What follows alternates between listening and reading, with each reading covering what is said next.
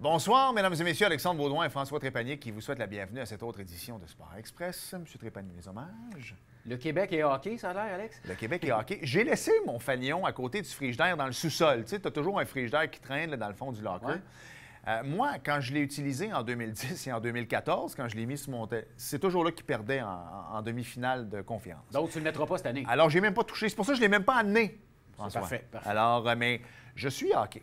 La seule chose, je ne veux pas faire de montée de lait parce qu'on n'a pas grand temps. J'en ai parlé à Louis avant d'entrer en ondes, mais j'espère que TVA, Radio-Canada, peu importe, on ne fera plus de reportages sur les plages d'Oka qui sont bondées en ce temps de pandémie et sur les manifestations anti-masques et on devrait peut-être les laisser tranquilles parce que là, il n'y a quasiment plus de cas. Par contre, c'était pas très beau à voir au niveau de la distanciation sociale. Moi, je trouvais que c'était 2 poids, 2 mesures. Là, tu sais, à un moment donné, on faisait des entrevues, puis go Price, puis la vie était belle, mais j'ai pas vu un journaliste dire que s'il n'y avait pas ça de... n'a pas déploré. Exact. Il n'y a personne qui a déploré ce qui s'est passé. Moins. Fait que s'il vous plaît, là... lâchons les plages bondées. Montée de lait, tu l'as fait, c'est correct. Voilà. Belle émission, François, cette semaine. Absolument. Lisanne Richard, la plongeuse en haut vol, qui va effectuer un plongeon d'une montgolfière. On en avait parlé plus tôt à l'émission il y a quelques mois. Et en deuxième partie, le grand Manitou de l'International de montgolfière, Éric Boivin, qui est avec nous pour parler de ce qui va se passer au mois d'août à Saint-Jean-sur-Richelieu. On n'a plus le temps, François. On plonge tout de suite. Bienvenue à Sport Express.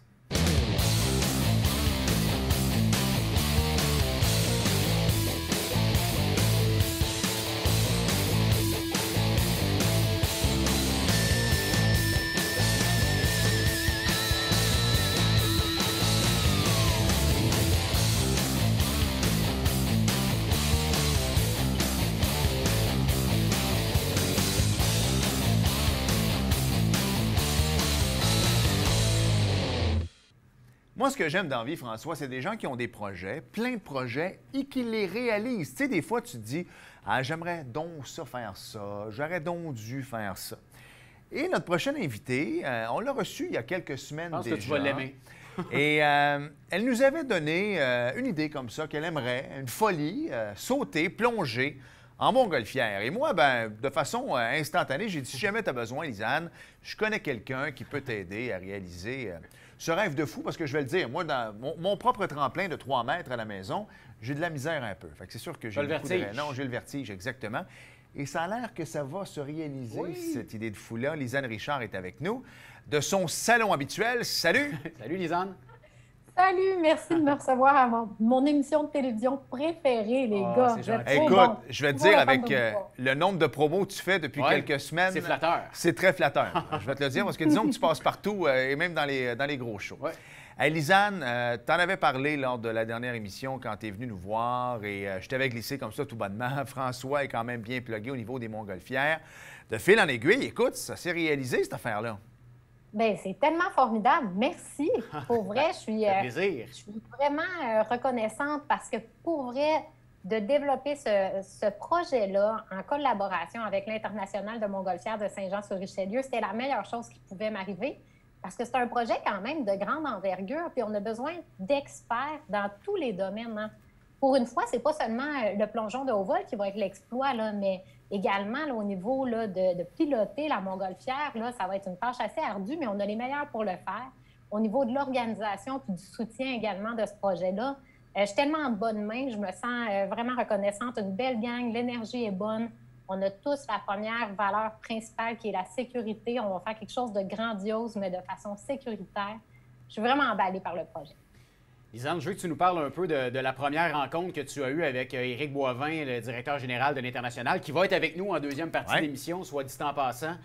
Et Joanie également, qui est au marketing au Festival de Montgolfière. Tu as également rencontré Sylvain Tremblay, notre bon ami qui est Balloon Master et qui est pilote de Montgolfière aussi. Je pense que Sylvain va être bien impliqué. Explique-nous un peu là, la première rencontre, comment ça s'est passé, comment ils ont aimé l'idée. On sait qu'il n'y a pas de gros événements cette année. Il va y avoir différents week-ends.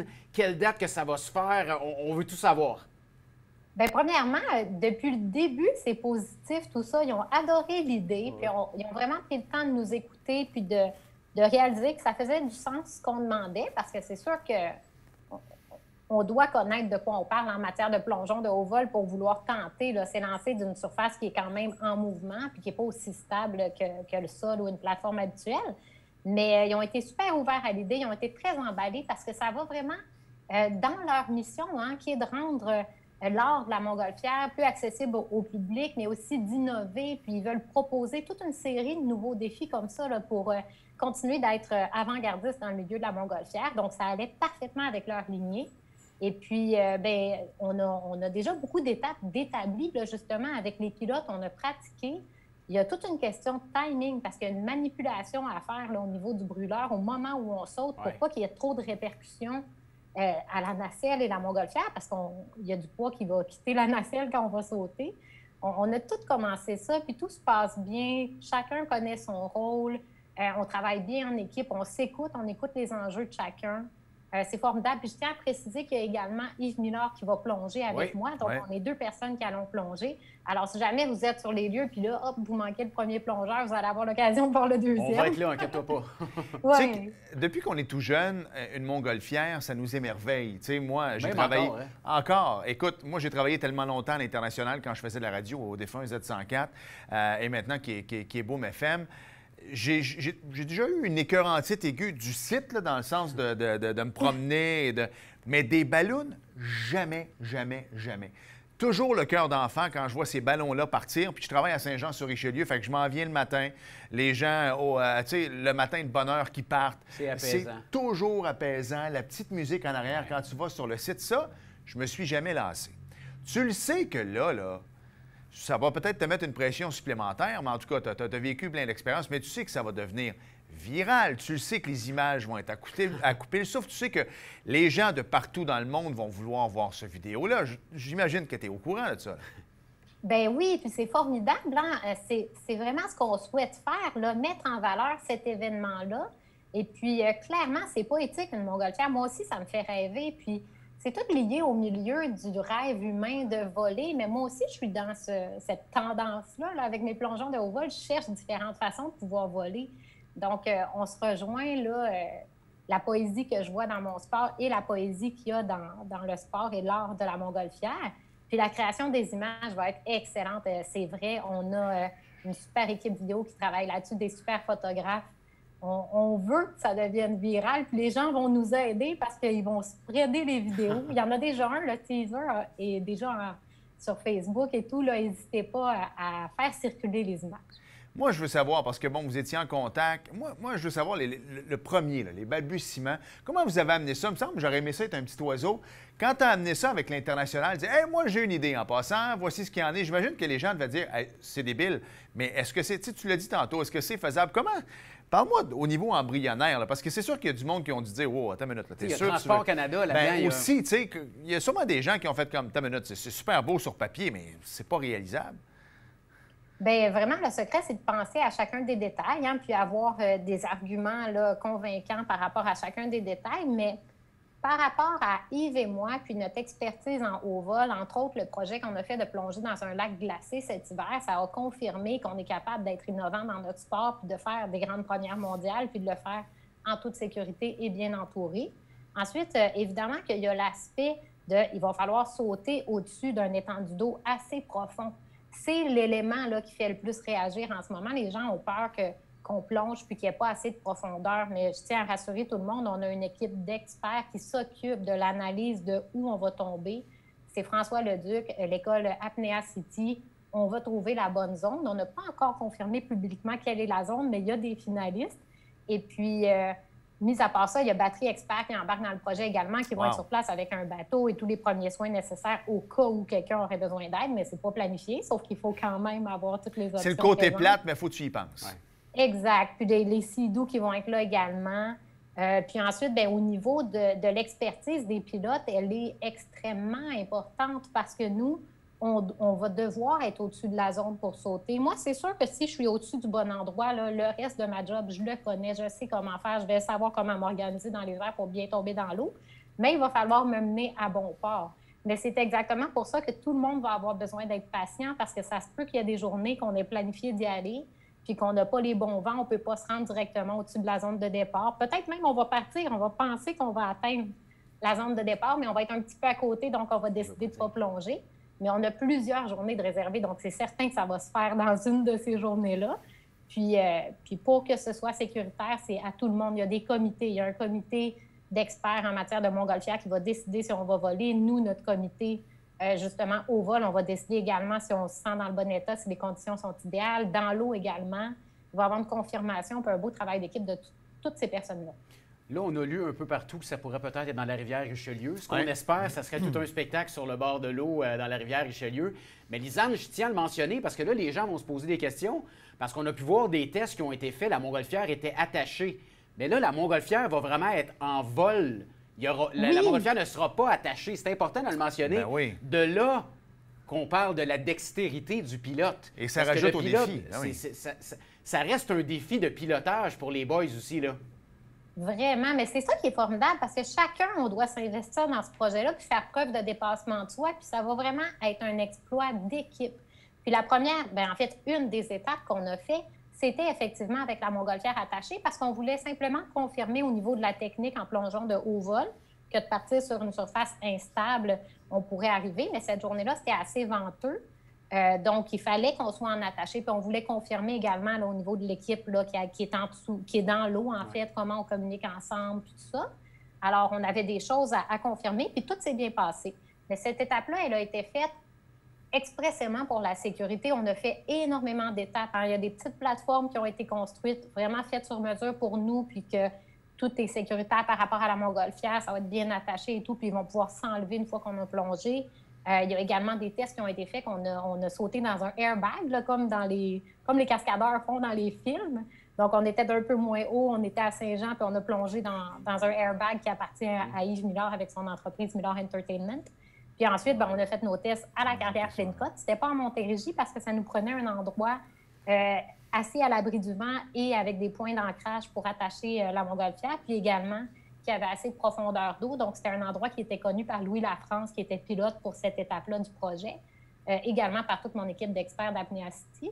Alors, maintenant, là, la prochaine étape, ça va être celle à air libre. Mais au niveau de l'acrobatie aérienne, pour nous, ça ne va pas changer grand-chose. Même qu'une montgolfière attachée, la surface était plus instable pour nous parce que la montgolfière avait tendance à vouloir suivre les vents, puis elle était retenue sur place. Donc, ça pouvait être un petit peu bumpy. Tandis que quand on va être complètement libre, ça va être un petit peu plus fluide comme mouvement au niveau de la montgolfière. Les gens que tu nommes depuis tantôt, c'est des gens que tu nommes régulièrement. Donc, des gens avec qui tu es habitué de plonger, qui te suivent un peu partout. Puis des fois, quand il n'y a peut-être pas des moments de panique, mais d'incertitude, tu sais que tu as un simple regard. Un lien de confiance. Un lien de confiance qui se fait. Là, pour ce qui est de la montgolfière, par contre, Lisanne, on va s'entendre, là, tu ne les connais pas, à moins que tu connaissais un pilote dans ton entourage, mais là, ça va être comme 2, 3 équipes. Alors, est-ce que ça aussi, l'équipe que tu vas choisir qui va t'amener à bon port, le lien va être hyper important parce que c'est pas mieux si toi, tu vois, mettons, un pilote avec un petit vent que tu le vois commencer à paniquer ou des choses comme ça qui, toi, va te sortir de ta zone de confiance. Il faut penser à tout ça. Là, la logistique est incroyable. Oui, bien, on est notre petit noyau là, depuis le début. À chacune des étapes, là, toutes les personnes clés étaient présentes sur place. Puis on est déjà en train d'installer un beau lien de confiance. Puis c'est vrai que la meilleure façon de relever ce genre de défi-là en toute sécurité, c'est que tout le monde soit calme. Hein. Ça nous donne accès à notre pleine concentration quand il y a un climat de calme. Puis également, là, nous, on va devoir faire excessivement confiance au pilote parce que c'est lui qui va donner le signal pour le moment de partir. Puis ça, c'est inhabituel parce qu'habituellement, là, Yves et moi, on a l'habitude de partir avec notre propre timing. Là. Au vol, c'est quelque chose de feeling, puis là, on a l'impulsion, puis on y va. Mais le pilote va prendre en considération le moment où on arrive vis-à-vis de la zone de départ, puis également la manipulation qu'il doit faire avec le brûleur. Bien, on a pratiqué, nous, là, depuis le début, c'est le pilote qui dit 1, 2, 3, go, puis on part au go. Donc, ça aussi, c'est déjà pratiqué. Puis je me sens vraiment en confiance. J'ai l'impression d'être avec les meilleurs alliés possibles dans le domaine de la montgolfière pour faire ce projet-là. Et c'est vrai que c'est sécurisant d'avoir quand même mon ami et coéquipier Yves Millard avec moi, puis la gang d'Apnea City aussi. Ça ajoute à la sécurité de tous mes projets d'avoir un noyau stable parce qu'on sait comment travailler ensemble, on sait à qui poser des questions, on sait à qui se référer. Puis c'est des gens à qui je fais excessivement confiance puis qui ont fait leurs preuves, là, chacun de leur côté dans leur domaine avant qu'on décide de travailler ensemble. Lisanne, il reste 1 minute. On est habitué de te voir sur le Red Bull Cliff Diving, le circuit mondial Red Bull de plongeon en haut vol. Là, tu vas plonger d'une montgolfière. Je voulais juste que tu nous compares au niveau de la hauteur. Est-ce que le saut va être similaire à ce que tu fais habituellement ou ça va être un peu plus haut en ballon ou un peu plus bas? On aimerait ça que ce soit plus haut.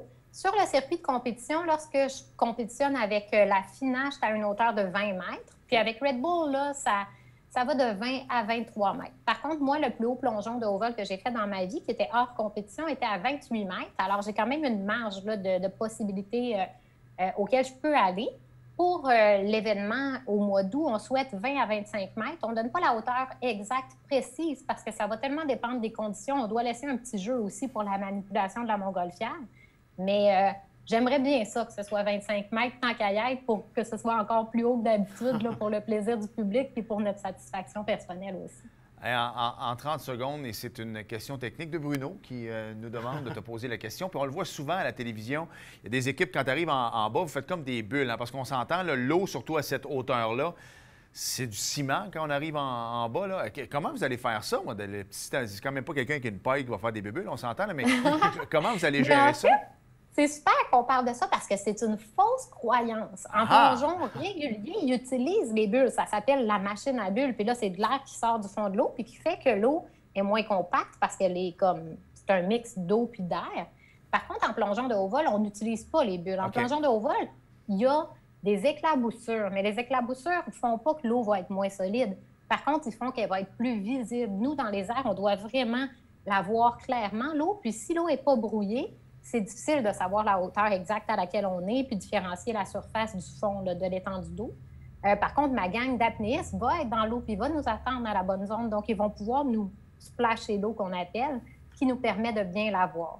Mais vraiment, le milieu des bulles, c'est pas utilisé en haut vol parce que ça crée une surface instable d'arrivée. Puis étant donné la rapidité puis la force de l'impact, on est aussi bien d'arriver dans quelque chose de quand même stable pour mieux tolérer l'impact sur notre corps. On va tous se coucher plus intelligents ce soir. Voilà. Et Lisanne, écoute, j'espère que c'est la dernière entrevue non présentielle que l'on fait ensemble. J'espère que tu vas pouvoir venir en studio. D'après moi, Parce que là, elle a sa carte chouchou d'émission. C'est pas mal ça. Fois, mais on l'a pas vu en personne encore. On aime ça te suivre. Tout le monde est tanné de voir mes petites plantes là, dans le fond. Elles sont bien, bien belles. Écoute, il y en a d'autres en studio ici, mais ça, c'est une autre histoire.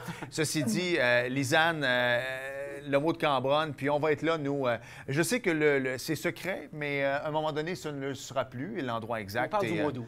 Nous y serons au mois d'août. Et puis d'ici là, ben, bon été, bonne préparation, puis très, très hâte de voir ces images. À bientôt. Merci tellement. Puis tout le monde est bienvenu à communiquer avec moi sur mes réseaux sociaux. Si vous avez des questions, des commentaires par rapport à cet événement-là, ça me fait plaisir d'interagir avec les gens.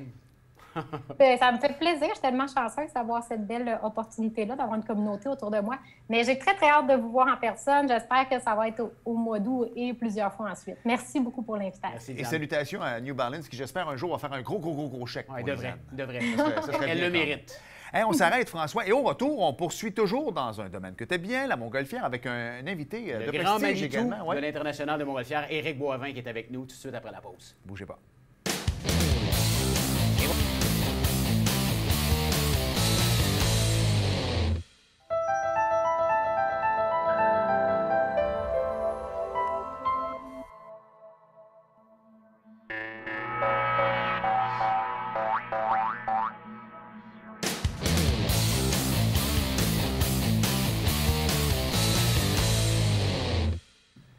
François, tout le monde est content de voir les cas à la baisse de la COVID-19 présentement. Je pense qu'on s'en va dans la bonne direction avec les vaccins qui continuent à se faire donner. Beaucoup de doubles doses. Exactement, des doubles doses. Et puis les hospitalisations, les décès diminuent toujours. On commence à avoir des gens en présentiel pour voir les belles performances du Canadien de Montréal. Les gens commencent à aller dans les salles de spectacle, dans les théâtres. Et on a même parlé de présentation au niveau des festivals de jazz et francophonie en septembre. Donc, de plus en plus, on commence à voir des ballons dans le ciel, dans le Haut-Richelieu. Aussi, et s'il y en a un qui doit être content que le déconfinement va bien, que peut-être, je sais qu'on va voir des ballons, mais que peut-être qu'on pourrait ajouter quelques trucs ici et là à l'international cette semaine. Oui, exact. C'est notre prochain invité. Il est le président de l'International de Montgolfière. Le DG, bon, c'est pas grave. Moi, DG, le directeur général de l'International de Montgolfière, Éric Boivin, qui est avec nous, avec un beau sourire. Salut, Éric. Salut, Éric. Allô, Alex. Allô, François. Ça va bien, vous autres? Ben oui, ça va très, très bien. Toi, ça doit être top parce qu'écoute, l'an passé, au même moment, On déconfinait, mais en même temps, on sait qu'il n'y avait rien qui se produisait. Exact. Il n'y avait rien qui se produisait. On pouvait faire un petit souper ici et là, les sports extérieurs. Mais là, cette année, comparativement à l'an passé, oui, il y aura des ballons, mais Éric, je pense qu'il va peut-être, je ne veux pas te mettre les pieds dans les plats, mais peut-être qu'il pourrait y avoir d'autres choses également. Mais l'international, du moins, va avoir lieu là, cette année de façon différente, mais va avoir lieu quand même. Ben, en fait, la grosse différence avec l'an passé, c'est qu'on a eu le temps. Oui, exact. L'an dernier, il faut se rappeler que la crise commence à la veille du printemps. Au mois de mars. Pas le temps de te retourner bien, alors c'est des solutions beaucoup plus improvisées. On a quand même conduit à quelques activités intéressantes. On a fait le Pico-Parc, on a travaillé sur l'Oasis du Vieux, on a fait des éléments comme ça. On a mis nos plateformes numériques au service des causes locales. Mais cette année, c'est une réalité complètement différente parce que bien que les encadrements qu'on aurait à vivre pendant l'été n'étaient pas prédictibles, si je peux dire, on avait le temps de réfléchir à des solutions. Alors, on a pris une stratégie avec comme objectif de soutenir la marque Ballon et de soutenir la relance récréo-touristique. Alors, c'est tout le mois d'août qui va être coloré. Le ciel de Saint-Jean-sur-Richelieu va être coloré. On va avoir des envolées chaque week-end. On a une série d'activités aussi qui vont prendre place en ville et sur l'aéroport. Et là, je ne veux pas aller trop loin parce qu'on a des annonces de programmation toutes planifiées avec les partenaires dans l'intérieur des 2 prochaines semaines. Et il y a quelques projets, cependant, comme le championnat canadien qu'on a déjà annoncé. Et le saut, le record du monde avec Lisanne Richard et Yves Millard. Éric, parlons-en. On a reçu justement Lisanne en première partie d'émission. On était bien content de t'avoir en deuxième partie pour également en parler. J'ai eu le privilège de vous mettre en contact, Lisanne, avec toi et ton équipe à l'international. Comment as-tu trouvé le projet quand je te l'ai présenté, premièrement, et le fit que tu as eu avec Lisanne? Parce que je pense que ça a tout de suite cliqué. Bien, écoute, tout d'abord, je dois te remercier, François, parce qu'effectivement, ce projet-là existe grâce à ton intervention, au lien que tu as fait avec nous. Alors, je te remercie, puis pas juste à mon nom, au nom de toute l'équipe et de la municipalité aussi, parce que c'est notre milieu qui va être vu à travers le monde avec ça. Certain. Alors, merci. Et pour répondre à ta question, comment j'ai réagi à cette idée-là, écoutez, on travaille en ce moment un plan pour moderniser l'image de la Montgolfière et d'où le championnat canadien avec des outils numériques. On rentre la technologie beaucoup dans nos activités maintenant. On est en train de rendre la Montgolfière visible de plusieurs façons, pas juste de la façon traditionnelle, que ce soit avec des expériences au sol, avec pédaler votre ballon, les apprentis aérostiers, avec le championnat, montrer le côté sportif et compétitif. Alors, évidemment, quand tu es en train de réfléchir à ta marque de cette façon-là et que tu reçois une opportunité comme ça, presque sur un plateau, d'une athlète internationale, dernièrement classée 2e au monde en plongeon extrême, de dire, bien, moi, je rêve de le faire d'un ballon, mais c'est très difficile, ça prend toute une équipe, c'est une production très spécialisée. Écoute, j'étais emballé. Et deuxième question que tu as posée, c'est comment ça a été avec Lisanne et Yves, la rencontre. Bien, premièrement, sont tellement dynamiques, focus, professionnels, que j'ai été tout de suite rassuré sur le projet et sur ce partenariat-là à l'intérieur, je dirais, de 20 minutes, là.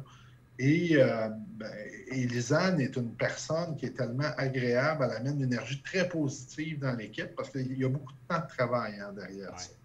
Alors, c'est une super belle relation, puis elle travaille avec nous, c'est toute opération de relations publiques aussi. Alors, c'est vraiment une belle aventure. Moi, j'ai une question, puis je vais me permettre de la poser parce que je sais, François, la proximité que tu as avec l'International. Alors moi, je vais me permettre de la poser. Je vais à l'International depuis à peu près 100 ans, là, sincèrement. J'y allais à l'époque où c'était le Festival des Montgolfières, fait que ça revient à quelques années en arrière. J'y ai travaillé. C'est là, toi, tu faisais de la poursuite à l'époque. Je me levais le matin de bonne heure, puis je l'ai dit pendant l'entrevue avec Lisanne, moi, le ballon, c'est toujours ça qui m'a émerveillé. Peut-être que j'étais dans le champ, mais je trouvais qu'au cours des dernières années, tu sais, Éric, tu parlais de l'idée de marque. Tu sais, la marque première, dans le fond, de l'International, ça reste le ballon. Puis je trouvais qu'à la fin, c'était plus... Tu sais, j'ai rien contre deux frères, mais on poussait beaucoup plus le porte-parole. Un festival de spectacle. Oui, moi, je trouvais que c'était rendu un festival de spectacle, mais ce qui amenait ma présence à l'International à cause de mes enfants, c'était les ballons. Et là, le fait d'avoir Lisanne, il y a deux affaires que les gens vont aller regarder. ça va être important, les deux, ça va être 50-50, dans le sens que ça va être Lisanne, son saut, mais le ballon, c'est le ballon qui va être mis à l'avant-plan également. Donc, est-ce que la COVID fait en sorte, Éric, que finalement, on n'a pas pu faire de gros shows, mais le ballon était là? Est-ce que le fait de se dire, hey, le ballon, là, il faudrait le ramener à la place où il devrait être, puis dans le fond, les gens se déplacent pour les voir, finalement? En 1 minute? Oui. La réponse est oui, parce que c'est pas le COVID qui a fait ça, ça a commencé avant. À l'édition 2019, on a augmenté le nombre de ballons de 25 %. On a doublé le nombre de formes spéciales, créé un musée sur la Montgolfière. Alors, on a remis le ballon au centre de la marque. Et dans tout le décloisonnement qu'on a fait dans les multiples activités dans la communauté, on a mis le ballon au centre. Alors, on a fait un recentrage sur le ballon et relancé l'école de pilotage, bref, créé le symposium canadien de la Montgolfière. Bref, le ballon est redevenu l'élément au centre, mais c'est avant la COVID, cette décision. Non, puis en même temps, tu as besoin de deux frères, comprenez-moi bien, mais le kid là, qui a passé toute sa vie, c'est les ballons. Après ça, bon, il n'y a pas trop d'enfants, ils vont... Mais ce qui te ramène toujours, le cœur, c'est le ballon. Fait que je suis bien content d'entendre ça, Éric. C'est le côté magnifique qui est là. Ouais. Hey, Éric, on n'a plus de temps, mais on va inviter les gens à rester à l'affût parce qu'il y a un championnat canadien de Montgolfière qui va avoir lieu au mois d'août également à Saint-Jean-sur-Richelieu. Pour les amateurs de sport qui écoutent l'émission, vous allez voir qu'un championnat de Montgolfière, c'est du sport. Ben oui. Alors, malheureusement, on n'a pas le temps d'en parler, mais on va inviter les gens à rester à l'affût et connectés sur vos médias sociaux pour avoir plus de détails. Merci beaucoup, Éric, d'avoir été avec nous. C'est hyper apprécié. Grand plaisir, messieurs. Toujours un plaisir de vous Et j'espère que Dame Nature sera coopérative cette année. Ouais. Ça aussi, c'est un gros... disons qu'on a besoin... Ça sent bon. Oui, ça sent très bon. Merci, Éric. Au plaisir. Salut. Merci. Au revoir.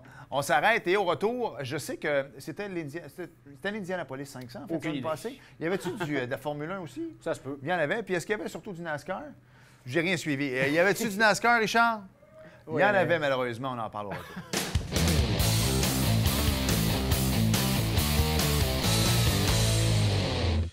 François, il y avait malheureusement du NASCAR en fin de semaine dernière. C'était à Sonoma, oui, exact, en Californie. Kyle Larson a terminé premier, Chase Elliott a terminé deuxième et Martin Truex Jr. a terminé troisième. On n'a pas le temps, mais écoute, c'est tellement plate pour le gars au golf qui a pogné la COVID après... Ah ouais. C'est quoi son nom? On m'en rappelle John pas. Ram. John Ram. Écoute, il menait par 8. Ah non. Disqualifié. Hey, prochaine course de NASCAR, le gagnant à 1 million. C'est le All-Star, c'est au Texas. C'est le premier à 1 million, le deuxième... Rien. Il s'en va chez eux. Merci, François. Merci, Alex. Merci à vous d'avoir été là. Merci de votre fidélité. Merci d'être là toujours. Et à la semaine prochaine. Bye-bye.